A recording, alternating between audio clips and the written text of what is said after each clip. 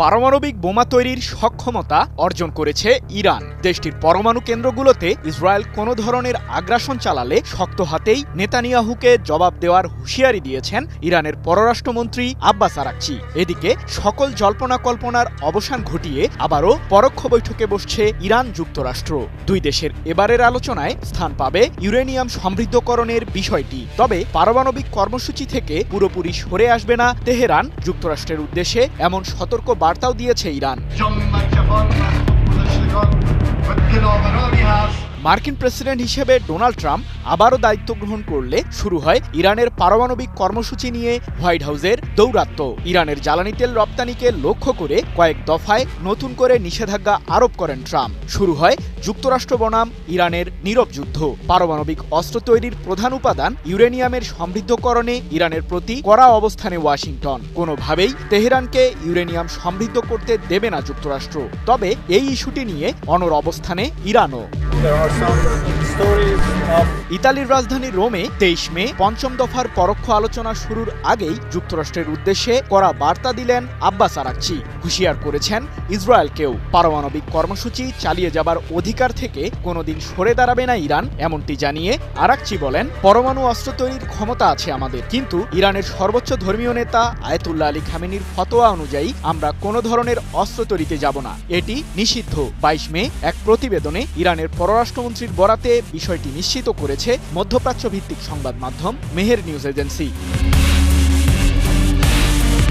পারমাণবিক কার্যক্রম চালিয়ে যাবে ইরান। মার্কিন প্রশাসনকে বিষয়টি আবারও স্মরণ করিয়ে দিয়ে আরাকচি বলেন, আমরা আমাদের অধিকার থেকে পিছপা হব না। আমাদের পারমাণবিক কর্মসূচি ও ইউরেনিয়াম সমৃদ্ধকরণ অব্যাহত থাকবে। এই কর্মসূচিকে ঘিরে আস্থা এবং স্বচ্ছতা তৈরিতে প্রস্তুত আমরা। শান্তিপূর্ণ পারমাণবিক কার্যক্রমের প্রতি আত্মবিশ্বাসী ইরান।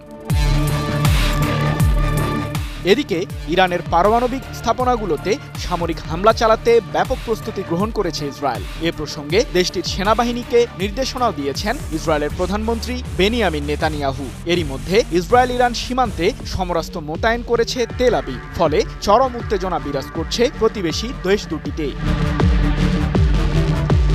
টানা সপ্তমবারের মতো বেস্ট টিস্যু পেপার ব্র্যান্ড হিসেবে স্বীকৃতি পেয়েছে বসুন্ধরা টিস্যু। এমন পরিস্থিতিতে ইসরায়েলকে হুঁশিয়ার করে ইরানের পররাষ্ট্রমন্ত্রী আব্বাস আরাকচি বলেন, ভয়ঙ্কর জবাব দেওয়ার জন্য প্রস্তুত ইরান। ইসরায়েল যদি হুমকি দেয়া অব্যাহত রাখে তাহলে সুযোগ বুঝেই ইহুদিবাদীদের জবাব দেব আমরা। বিশেষ ব্যবস্থা গ্রহণ করব আমরা। তাদের অবশ্যই জানা আছে যে বিশেষ ব্যবস্থা বলতে আমরা কি বোঝাতে চাইছি।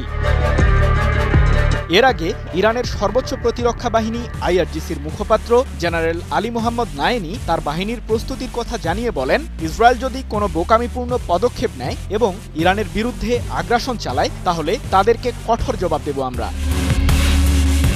তবে ইরানের পারমাণবিক কেন্দ্রগুলোতে ইসরায়েলের হামলার হুমকিকে মার্কিন প্রেসিডেন্ট ডোনাল্ড ট্রাম্পের একটি সুদূর পরিকল্পনার অংশ হিসেবেই বিবেচনা করছেন বিশ্লেষকরা। তাদের দাবি, ইরানকে হুমকি দেওয়ার মাধ্যমে পরমাণু কর্মসূচি প্রসঙ্গে চুক্তি করতে বাধ্য করছে যুক্তরাষ্ট্র।